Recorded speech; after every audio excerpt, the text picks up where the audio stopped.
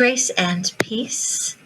And as we are telling some stories for devotionals this week, this following story I have kept and collected because I think of this, especially as I'm holding a baby after a baptism and introducing the baby to the congregation. So it has to do with it's in the midst of a war, and there's this train that has been dispatched to headquarters, and it has to, way back, right, 1800. So it's rough going, and it has to go as fast as it can go, so well over 60 miles an hour, and it's having to reach its destination as fast as possible.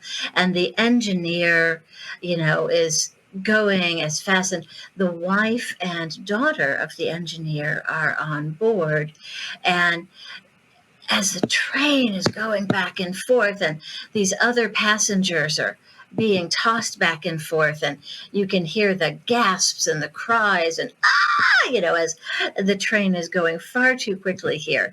And there's one little girl, it says, that is just kind of running back and forth and laughing and having a really good time, even though the other folks on board seem to be just really in terror. And she's just happy as a lark running around, and they're like, why are you not afraid? And she says, because my dad is at the engine.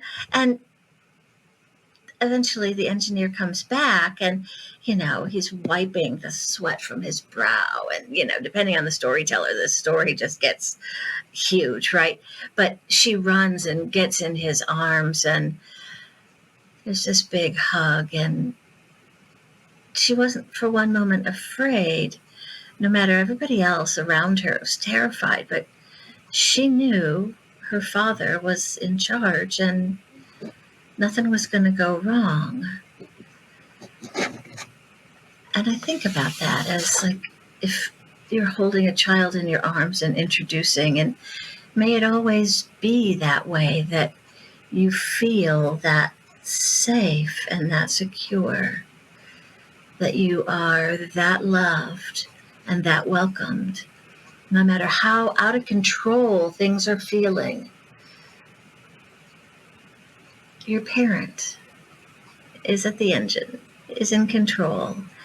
Now, it's not that literal, but yeah, in a large sense, it is. That most essential part of who we are, it's safe, it's secure. Nothing can happen to that most essential part. And yeah, I'm saying that while bandaged and wounded, and that's okay. We can be tossed to and fro, but we are safe. Think about who's really at the helm and who's in charge. And be at peace. Amen.